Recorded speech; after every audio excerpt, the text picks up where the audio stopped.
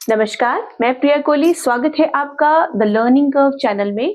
मैं यहाँ पे आपको चाइल्ड डेवलपमेंट पेडागोजी की क्लासेस जो है वो दे रही हूँ और ये जितने भी आपके टीचिंग एग्जाम है उसकी सीडीपी और सब्जेक्ट रिलेटेड पेडागोजी जो है वो हम यहाँ पे पढ़ रहे हैं। और अभी तक जो हमने टॉपिक पढ़े हैं वो बहुत ही इम्पोर्टेंट टॉपिक है। अगर आपको कोई भी टॉपिक जो है वो आप समझना चाहते हैं तो आप प्लीज मुझे कॉमेंट बॉक्स में जरूर कहिएगा। मैं कोशिश करूंगी जल्द से जल्द उसकी वीडियो लेके आने की। तो आज हम जो टॉपिक पढ़ने वाले हैं वो भी एक बहुत इंपॉर्टेंट टॉपिक है जो कि हमारे सीटेट के एग्जाम, यूपी टेट, जेटेट के एग्जाम में आने वाला है। Difference between heredity versus environment, यानी कि हेरिडिटी और इन्वायरमेंट में क्या डिफरेंसेस हैं, क्या अंतर है।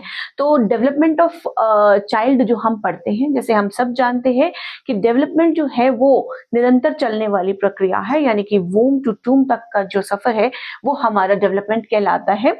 तो इसी के तरीके से वो डेवलपमेंट में हेरिडिटी और इन्वायरमेंट का सबसे इंपॉर्टेंट रोल रहता है। वो रोल क्या है वो हम इस डिफरेंस के जरिए समझेंगे। तो सबसे पहले हम समझ लेते हैं उसका मतलब क्या है। हेरिडिटी का मतलब है इनबॉर्न कैरेक्टरिस्टिक्स।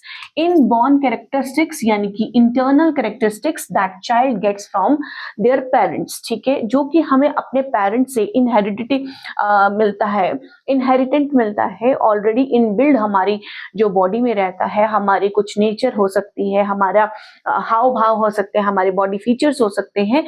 वो सारे पार्ट्स जो हमारे पेरेंट्स से जो हमें मिलते हैं दैट इज कॉल्ड हेरिडिटी। वो कैरेक्टरिस्टिक्स इनबॉर्न रहते हैं। जैसे कई बच्चे जो हैं वो अपने माता पिता की तरह दिखता है, खाना पसंद करता है, उनकी चॉइसेस एंड प्रेफरेंसेस, बॉडी का टेक्सचर जो है, आईज, हाइट, ये सब चीजें जो है वो अकॉर्डिंग टू देयर पेरेंट होती हैं। तो उसका मतलब हेरिडिटी है। To all external conditions from influence and experiences, वो हमारा क्या है, इन्वायरमेंट है। यानी कि जो हम अपने एक्सटर्नल फैक्टर्स, जो अपने बाहरी जो हमारा सराउंडिंग है, और जैसे हमारे फ्रेंड्स हैं, रिलेटिव्स हैं, टीचर्स हैं, कोई भी जिनके साथ हम सोशली इंटरेक्ट करते हैं, उनसे इन्फ्लुएंस होकर उनके एक्सपीरियंसेस को लेकर जो सीखते हैं उसे हम इन्वायरमेंट कहते हैं। इन शॉर्ट अगर हम कहें तो इंटरनल कैरेक्टरिस्टिक्स जो है वो हमारी हेरिडिटी रहती है और एक्सटर्नल कंडीशंस जो है वो हमारा एनवायरमेंट रहता है। अब बात करें नेचर की। नेचर क्या है, इसका नेचुरल है और बायोलॉजिकल है, present at the time of birth. यानी कि जब बच्चा जन्म लेता है तो ये ऑलरेडी जो है वो उसके साथ ही प्रेजेंट रहती है। बायोलॉजिकल एंड नेचुरल जो है वो हमारा हेरिडिटी रहता है। यानी कि जैसे कई बार हम देखते हैं बच्चों के, जैसे बच्चा पैदा होता है, जन्म लेते ही जो बड़े बुजुर्ग होते हैं या उनकी मदर्स होती हैं तो वो कहती हैं कि ये बच्चा बिल्कुल अपनी मम्मा पर गया है, पापा पर गया है। तो दैट इज कॉल्ड इनहेरिटेंट, या कुछ प्रॉब्लम्स या डिजीजेस भी हम कह सकते हैं जो हमें अपने माता पिता से ही मिलती हैं, या जो हमारे चलते हुए जो हमारी फैमिलीज है, अगर उनको वो प्रॉब्लम्स है, सेम प्रॉब्लम्स जो है वो भी हमारे बच्चों के अंदर जो है वो पाई जाती हैं, वो उसे हम हेरिडिटी कहते हैं।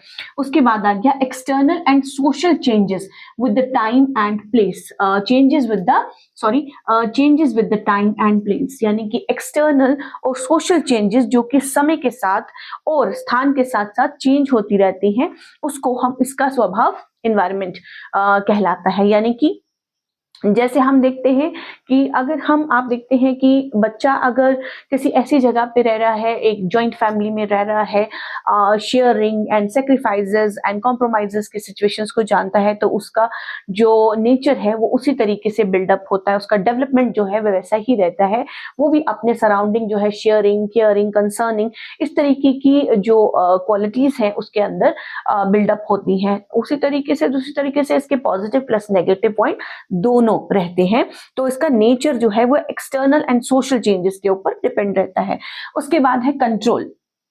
cannot be controlled by the individual, यानी कि जो हेरिडिटी है वो उसको हम कंट्रोल नहीं कर सकते, बिकॉज ये क्या है, इनबिल्ड है, इनबॉर्न होती है, इसलिए हम इसको कंट्रोल नहीं कर सकते।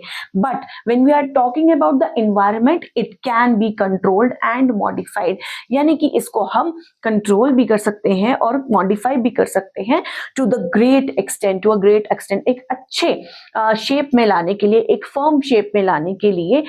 जिस तरीके का हम अपने बच्चे को व्यवहार में लाना चाहते हैं, उसको एनवायरनमेंट देना चाहते हैं, एक ऐसा इंसान बनाना चाहते हैं जो अपनी लाइफ में अच्छा करे, अच्छा सक्सेसफुल पर्सन बने, तो हम उसकी जो इन्वायरमेंट को मॉडिफाई भी कर सकते हैं और कंट्रोल भी कर सकते हैं, उसके अंदर वो सारी क्वालिटीज ला सकते हैं जो कि एक अच्छे पर्सन के अंदर होती हैं। तो in short, it can not be controlled and it can be control, so comes from the parents through genes. ठीक है, सोर्स क्या है इसका, वो क्या है कि ये हमें पेरेंट्स से मिलती है अपने, या दादा दादी जो भी हमारे जीन्स हैं उनसे मिलती है।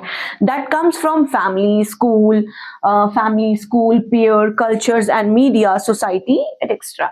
यानी कि जो हमारे एक्सटर्नल फैक्टर्स हैं, जो हमारे रिलेटिव्स हो गए, स्कूल में हम जाते हैं, अपने साथ में फ्रेंड सर्कल में रहते हैं, कल्चर, सोसाइटी, जो मीडिया सर्कल, सोसाइटी हम देखते हैं, उसके अकॉर्डिंगली ये वहां से जो है मिलता है हमें।